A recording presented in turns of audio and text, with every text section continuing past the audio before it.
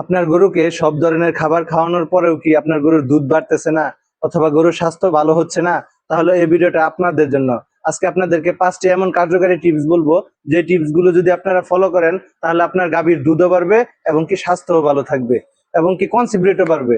এই ভিডিওটা দেখলে আপনি মোটামুটি 3টা ফ্যাসিলিটি পাবেন। একটা হচ্ছে আপনার গাভীর দুধ বাড়বে, দ্বিতীয়ত হচ্ছে আপনার গাভীর স্বাস্থ্য ভালো থাকবে, তৃতীয়ত হচ্ছে তার কনসিপ্রেট বাড়বে। এখন প্রথম 1 নাম্বার যে বিষয়টা আপনাদেরকে বলবো সেটা হচ্ছে কৃমির আক্রমণ। আপনার গাভী যদি কৃমিতে আক্রান্ত থাকে, আপনার গাভীর শরীরে যদি কৃমি জর্জরিত থাকে, তাহলে আপনি যদি খাবার দেন বেশি তাতেও কাজ হবে না, স্বাস্থ্যও বাড়বে না, দুধও আসবে না, মানে কনসিপ্রেটও বাড়বে না, কোনোটাই হবে না কৃমিতে যদি আক্রান্ত থাকে। অতএব আপনাকে কি করতে হবে? নিয়মিত কৃমির ডোজ করতে হবে, ভালোভাবে কৃমির ডোজ করতে হবে, সব জায়গা থেকে ইনজেকশনও করতে হবে, ট্যাবলেটও খাওয়াতে হবে। অনেকে আছে শুধুমাত্র ট্যাবলেট খাওয়ান, তাতে কোনো কাজ হয় না। ট্যাবলেট তো শুধুমাত্র পেটের কৃমি মরবে, কিন্তু ব্লাড লাইনে যে কৃমি থাকে, রক্তচোষা কৃমি, এগুলো মারতে হবে। প্লাস হচ্ছে চামড়ার উপরে পরজীবী থাকে, যার জন্য অ্যালার্জি জাতীয় রোগ হয়, চর্মরোগ, এগুলো মারতে হবে।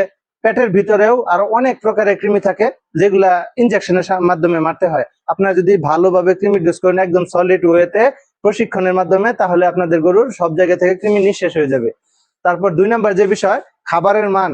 আপনি যে খাবারটা আপনার গরুকে খাওয়াইতেছেন, আপনার গাভীকে খাওয়াইতেছেন, তার মান ভালো হতে হবে। কেমন? তার খাবারের ভিতরে সব ধরনের প্রোটিন থাকতে হবে। একটা গাভীর যা যা খাওয়ানো প্রয়োজন সবকিছু। আপনার খাবারের মান যদি ভালো হয়, তাহলে অবশ্যই আপনার গাভী দুধও দিবে, স্বাস্থ্য ভালো থাকবে এবং কি তার কনসিপ্রেটও বাড়বে। এখন বিষয় হচ্ছে, খাবার আপনাকে দুধের জন্য দিতে হবে এবং কি তার বডির জন্য দিতে হবে। প্রত্যেকটা গাভীর বডির জন্য আলাদা খাবার দিবেন, দুধের জন্য আলাদা খাবার দিবেন। তাতে কি হবে? আপনার গাভীর স্বাস্থ্য ভালো থাকবে, দুধও দিবে, কোনো জায়গায় ড্যামেজ আসবে না। আর যদি ড্যামেজ না আসে, তাহলে আপনি সব জায়গায় প্রফিট পাবেন। তো 3 নাম্বার যে বিষয়টা, মিনারেলের ঘাটতি। আমাদের যে গাভী বলেন, বকনা বলেন, ষাঁড় বলেন, মিনারেলের ঘাটতির কারণে অনেক প্রকার সমস্যা, পায়ের সমস্যা হয়, হাড়ের সমস্যা হয়, অনেক সময় হজমের সমস্যা হয়, বিভিন্ন প্রকার সমস্যা হয়। অতএব এই বিষয়টা মাথায় রাখতে হবে, আপনাদেরকে অবশ্যই মিনারেল জাতীয় যে খাবারগুলো আছে এগুলো অবশ্যই খাওয়াতে হবে। তাহলে আপনার গাভী মিনারেলের ঘাটতিজনিত যে সমস্যাগুলো আছে এগুলো থেকে পরিপূর্ণভাবে মুক্ত থাকবে। তো 4 নাম্বার যে কারণটা আমি বলবো সেটা হচ্ছে ওয়েদার এবং কি ম্যানেজমেন্ট। আপনার গরুটা যে খামার থাকতেছে তার তাপমাত্রা কি নিয়ন্ত্রণে আছে কিনা, ঘরের ভিতর বাতাস কি আপ ডাউন করতে পারে কিনা, এরকম সবকিছু খেয়াল রাখতে হবে। মেঝেটা ভালো কিনা, আপনার মেঝে মানে ফ্লোরটা যে আছে যেখানে গরু শোয়, এটা যদি স্যাঁতসেঁতে হয়, পানি আটকায় যায়, গোসলের পর পানি এক জায়গায় থাইমা যায়, মানে সবসময় ভিজা থাকে, তাহলে আপনার ওই ফ্লোরটা আপনার খামারের জন্য উপযুক্ত না। এতে কি হয়? ফ্লোর যদি ভিজা থাকে, তাহলে ম্যাস্টাইটিসে গরু বেশি বেশি আক্রান্ত হবে, উলানের সমস্যা হবে এবং কি সংক্রমণ জনিত সব ধরনের সমস্যা হবে।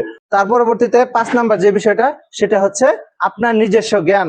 আপনার গরু সম্পর্কে যথেষ্ট পরিমাণ জ্ঞান থাকতে হবে। আপনি যদি শুনে শুনে খামার করেন, আরেকজনের কাছ থেকে শিখে শিখে খামার করেন, তাহলে হবে না। আপনাকে একবারে সবকিছু জানতে হবে, বুঝতে হবে, তারপর প্রয়োগ করতে হবে, তাহলে আপনার খামার সঠিকভাবে পরিচালিত হবে। অন্যথায় আপনি শুধু ধরা খাবেন, লস করবেন এবং কি প্রত্যেকবার দেখবেন যে গাভী কিনা নিয়ে যেতেছেন রিজেক্ট হইতেছে, কিনা নিয়ে যেতেছেন রিজেক্ট হইতেছে। এরকম হবে যে একটা গাভী বাচ্চা দিচ্ছে 2 বছর হয়ে গেছে, তারপর আপনি বীজ ধরাইতে পারতেছেন না, কনসিভ করাইতে পারতেছেন না। এরকম সমস্যা ফেস করবেন। আজকে যে 5টা নিয়ম আপনাদেরকে বললাম, এগুলো মেনে চলার চেষ্টা করুন এবং যারা প্রশিক্ষণ নেন নাই অবশ্যই প্রশিক্ষণ নেবেন। বাহিরেও প্রশিক্ষণের ব্যবস্থা আছে, আমাদের পেজেও ব্যবস্থা আছে। যারা প্রশিক্ষণ করতে চান গাভী সম্পর্কে, অ্যাডভান্স ডেইরি ফার্মিং সম্পর্কে, তারা সকলে ইনবক্সে মেসেজ করবেন।